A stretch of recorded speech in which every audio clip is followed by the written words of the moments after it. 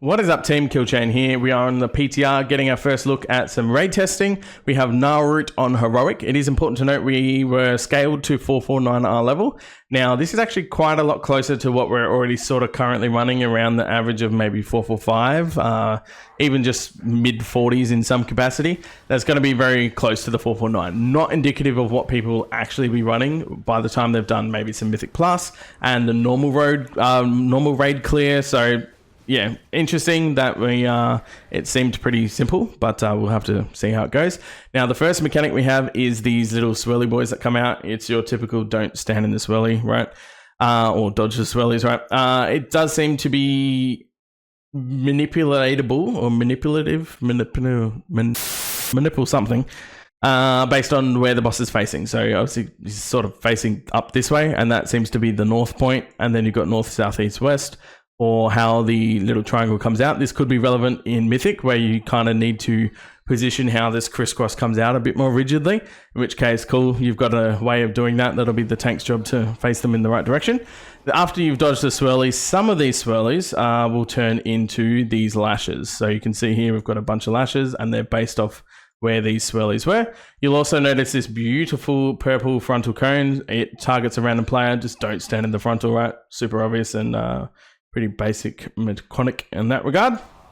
Now, after the frontal cone, the next mechanic we have is these circles. These will spawn on 4 characters. Again, it could be less on Mythic, but on Heroic you get all 4, and there's 4 lines, right? So if you think of north, south, east, west, and then you get 4 giant circles to clear these lashes on, sort of makes sense of how you're going to be doing it. Now, our group was a bit special, but that's fine. But you'd imagine in the perfect world, you're sort of clearing as many of these lashes as you can with these 4 circles, and then you get to just sort of sit in the safe spot. Now, the reason why you need to get these dormant lashes up and running anyway is due to the fact that if you don't, in the transmission phase, all remaining lashes that are dormant come alive, right? So it makes more sense that you need to prioritize some ad management before the transition happens, and that will happen when the boss hits 100 energy. So with that in mind, you obviously got grips, you got all the usual stuff. They're stunnable, as you can see.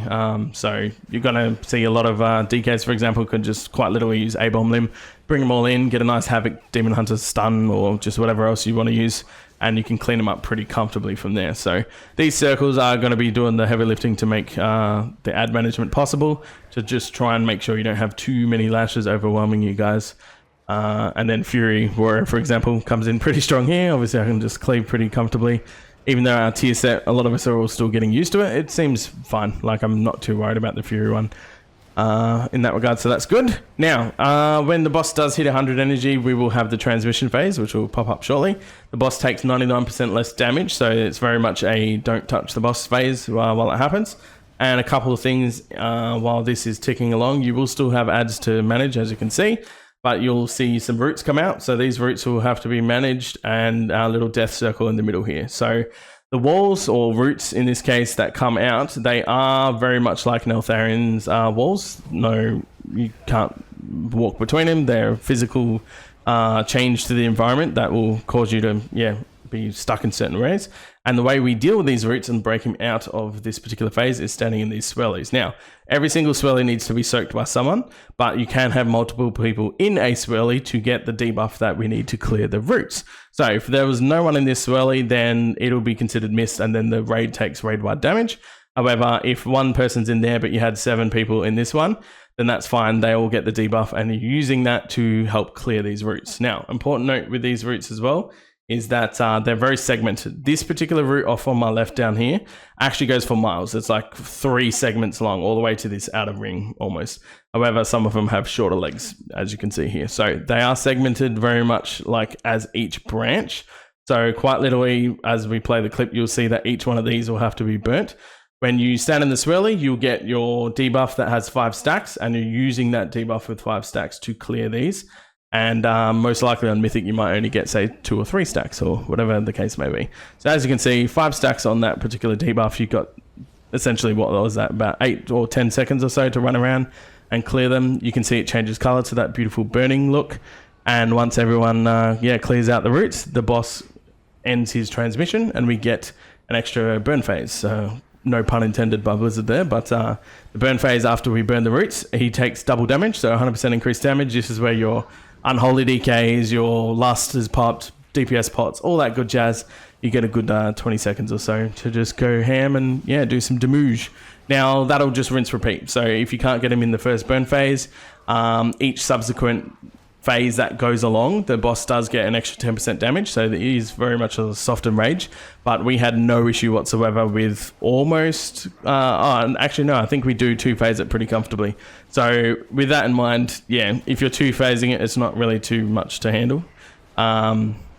But if the scaling gets fixed a bit, and then in Mythic when you're trying to get your first clears on it, you very well could be seeing 3 or 4 of these transition phases that really start ramping up the boss's output of damage by 10% each stack, or each time you try and clear it is going to be a bit rough. But that's a fight. Essentially, it's just rinse repeat from there. Now the flame patches obviously instantly spawn lashes, right? So because the flame patch lingers on after the next swirly comes out, this is why I mentioned that it is capable of triggering where these lashes spawn. So you would have noticed, while I'm using this opportunity, there was a dormant lasher that spawned in this giant circle, and that means he doesn't have a dormant phase at all. He just instantly spawns and starts running in, right? So if there is a sense of overwhelming ad management that might be relevant in your group, or even just in Mythic as things get more difficult, you will be relying on that tank positioning to make sure the crisscross doesn't overlap any previous circles, because you might need that time to sort of manage the ads correctly. So that is at least something to keep in mind as well. But honestly, pretty basic entry level. You wouldn't expect anything different from what we got here. Nice, simple, fun.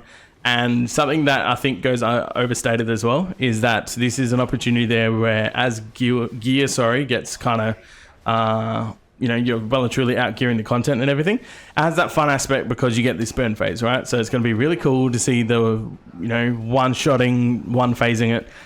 Your unholy DKs get to really pop off. Everyone sort of stars align moment, give you PI, all your presciences and Ebon Might buffs and everything like that to really see some crazy cool numbers. There's a lot to be said for that, right? I think a lot of guilds kind of enjoy that. All right, now that we have this on farm, how crazy can we get with this?